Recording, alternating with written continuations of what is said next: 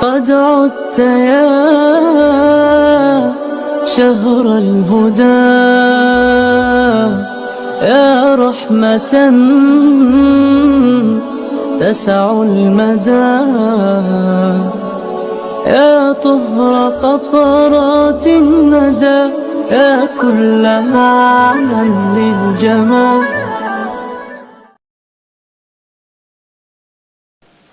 بسم اللہ الرحمن الرحیم. الحمد للہ والصلاة علی اہلہا. سوشل میڈیا پر رائج روایات کی تحقیق سلسلہ نمبر 53. محترم حضرات، تقریباً ہر جمعرات کو ایک درود شریف اور اس کی فضیلت سوشل میڈیا پر وائرل کی جاتی ہے. وہ درود شریف یہ ہے: اللہم صلی وسلم وبارک علی سیدنا محمد النبی الامی الحبیب العالی القدر العظیم الجاہ وعلی آلہ وصحبہ وسلم. اس درود شریف کی یہ فضیلت بیان کی جاتی ہے کہ جو شخص جمعہ سے پہلے والی رات میں اس درود شریف کو پڑھنے کا اہتمام کرے، چاہے ایک مرتبہ ہی پڑھ لے، تو اس کو نبی کریم صلی اللہ علیہ وسلم خود قبر میں اتاریں گے اور اس کی تدفین فرمائیں گے.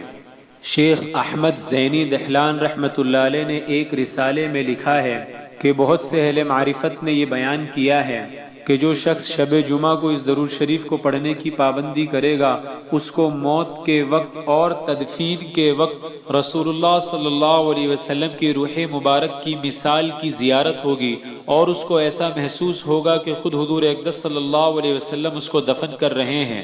اور بعض دیگر عارفین سے یہ نقل کیا ہے کہ اس درود کی یہ فضیلت حاصل کرنے کے لیے اس کو ہر رات میں 10 مرتبہ اور جمعہ سے پہلے والی رات میں 100 مرتبہ پڑھنا چاہیے.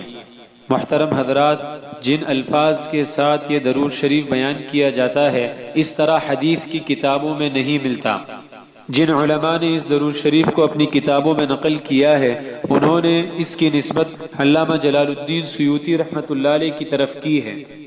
چنانچہ علامہ احمد صاوی مالکی مصری رحمۃ اللہ علیہ نے اس درود شریف کو اپنی کتاب الاسرار الربانیہ والفیوضات الرحمانیہ علی الصلوات الدردیریہ میں نقل کیا ہے، لیکن شیخ احمد دردیر رحمۃ اللہ علیہ نے اس درود شریف کی نسبت امام سیوطی رحمۃ اللہ علیہ کی طرف نہیں کی ہے. اسی طرح شیخ عبد الرحمن بن محمد الکزبری الصغیر نے ثبت الکزبری میں اس درود شریف کو نقل کیا ہے اور فرمایا کہ اس کے پڑھنے کی اجازت مجھے میرے شیخ شریف احمد جمل اللیل مدنی نے دی ہے. علامہ احمد صاوی رحمۃ اللہ علیہ نے تو امام سیوطی کی طرف نسبت کرنے کا کوئی مصدر یعنی سوس ذکر نہیں کیا ہے، اور وہ خود بھی امام سیوطی رحمۃ اللہ علیہ سے نقل نہیں کر سکتے کیونکہ انہوں نے ان کا زمانہ ہی نہیں پایا. اب یا تو امام سیوطی رحمۃ اللہ علیہ نے اسے اپنی کتاب یا رسالے میں ذکر کیا ہو اور وہاں سے امام صاوی وغیرہ نے اس درود شریف کو نقل کیا ہو، لیکن یہ صرف ایک احتمال ہے، کوئی پکی ٹھکی بات نہیں ہے. یا پھر اس حدیث کی نسبت کرنے والوں نے اپنے مشائخ کی سند کے واسطے سے امام سیوطی رحمۃ اللہ علیہ سے درود شریف نقل کیا ہو، لیکن علامہ صاوی وغیرہ اور امام سیوطی رحمۃ اللہ علیہ کے درمیان 5 یا اس سے زائد وسائط یعنی میڈیٹرز ہوں گے جن کا ہمیں علم نہیں ہے، اور نسبت کرنے والے حضرات نے بھی ان کی صراحت نہیں کی ہے کہ وہ کون ہے. چنانچہ یہ سند یعنی چین آف ٹرانسمیشن بیچ میں سے کٹی ہوئی ہے، اور جو بیچ میں راوی یعنی نریٹرز ہیں وہ بھی معلوم نہیں کون ہے. یا پھر یہ بھی ممکن ہے کہ امام سیوطی رحمۃ اللہ علیہ کو کسی نے خواب میں دیکھا ہو اور انہوں نے اس کو یہ درود شریف تلقین کیا ہو، لیکن یہ نہیں پتا کہ یہ خواب کس نے دیکھا. چنانچہ بات پھر گھوم کر غیر مستند اور ان اوتھینٹک ہی رہی. زیادہ سے زیادہ یہ کہا جا سکتا ہے کہ یہ امام سیوطی رحمۃ اللہ علیہ کے مجربات میں سے ہو اور ان کے ساتھ یہ واقعہ پیش آیا ہو کہ انہیں رسول اللہ صلی اللہ علیہ وسلم نے قبر میں اتارا ہو، اور پھر خواب میں امام سیوطی رحمۃ اللہ علیہ نے کسی کو یہ عمل بتایا ہو. لیکن واضح رہے کہ مجربات تو خود ہی حدیث کو ثابت کرنے کے لیے کافی نہیں ہوتے، اس پر مزید یہ کہ اس مجرب کا علم بھی خواب ہی کے ذریعے سے ہوا.